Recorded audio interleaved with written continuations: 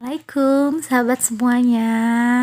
Semoga hari ini kita diberikan kesehatan, diberikan hati yang lapang, diberikan hati yang tenang.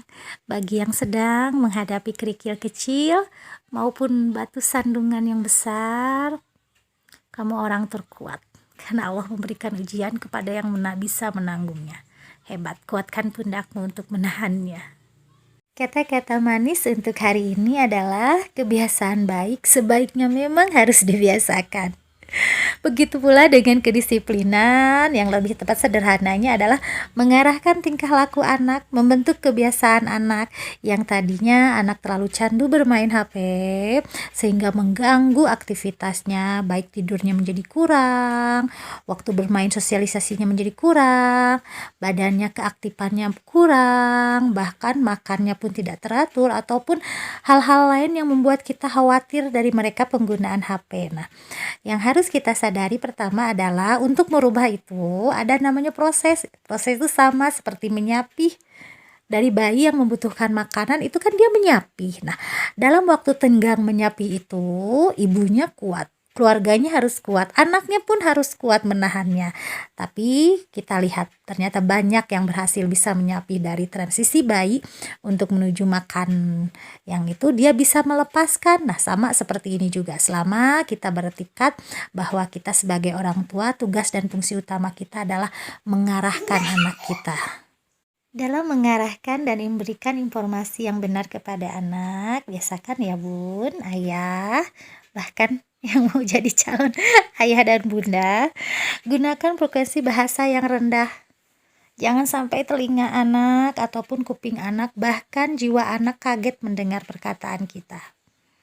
Karena mereka harus mendengarkan input yang sangat baik dengan kata-kata kita yang harus benar, harus baik, dan juga harus menyenangkan. Karena saat kita sudah menyenangkan bagi mereka, dia pasti akan mampu mendengarkan kita dengan sepenuh hati, lalu masuk ke pikirannya dan masuk ke hatinya. Karena itu yang harus membekas, yaitu pertumbuhan dia sampai dewasa mengenang kita sebagai orang tua yang sangat memang ternyata dia sadar, dulu orang tua memberikan pengarahan saya sungguh sangat bijaksana. Adapun proses sebuah kedisiplinan itu proses jangka panjang, anggap seperti maraton. Di tengah jalan kita pasti merasa lelah, kita pasti merasa kecapean, kita pasti merasa ingin berhenti. Tapi stop, hilangkan beban itu, hilangkan kepedihan itu, hilangkan rasa lelah itu, karena akan adanya finish yang harus dicapai. Nah, konsekuensinya adalah pertama kita harus konsisten menerapkan. Apalagi yang sudah mempunyai pasangan, ayah bunda ataupun kakak yang ingin memberikan kepada adiknya perubahan, yaitu kesepakatan dulu. Masuk ke diri kita sendiri, kita konsisten tidak menerapkannya.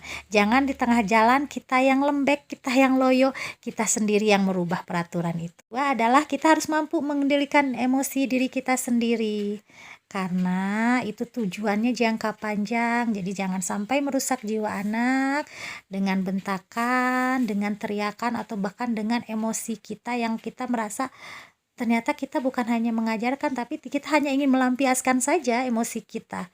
Nah, kita harus bisa mengendalikan. Yang ketiga, tanpa hukuman, tanpa ancaman, dan yang paling penting tanpa sogokan. Karena tidak semua keinginan anak akan berubah dengan kita memberikan sogokan, dia bisa merubahnya. Lakukanlah dengan natural. Kita tidak membiasakan kebiasaan baik itu dibiasakan, kita sendiri yang akan merasakan akibatnya, yang saat nanti sudah kewalahan kita tidak bisa melakukannya. Entah siapa yang nanti akan disalahkan. Apakah kita akan terus memarahi anak kita ataupun kita nyalahkan diri kita sendiri. Jadi kebiasaan yang selama ini anak sangat tantrum. Anak bahkan tidak suka makan. Dipanggil tidak peduli, dia suka berontak. Bahkan membuat diri kita merasa bagaimana cara merubahnya, sungguh sangat bingung. Jadi kadang kenapa kita tidak berpikir bahwa kita loh bosnya, kita loh yang bisa mengatur anak kita.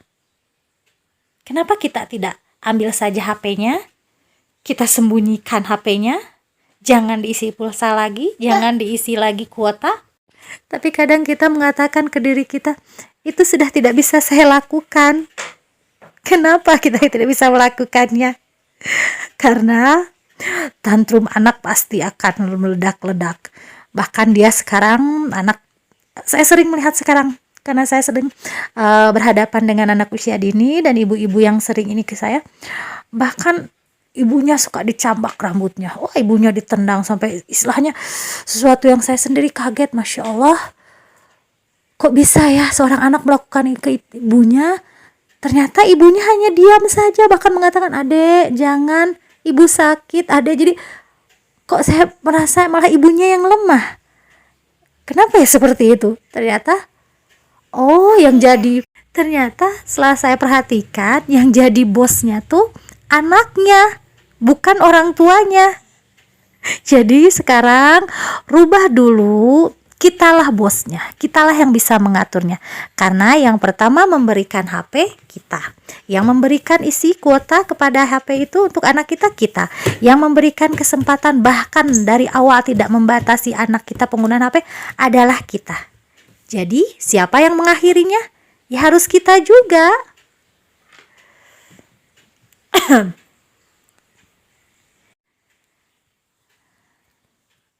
Anak sudah menangis, sudah tantrum, dia melakukan segala kekerasan kepada kita, biarkan saja. Tetap tenang, tarik nafas, karena percaya, tantrumnya itu, kemarahannya itu akan terus dijadikan senjata saat minta sesuatu. Jadi kita lemah, kita kasihkan kembali deh HP-nya. Akan seperti itu terus. Lalu kapan berakhir?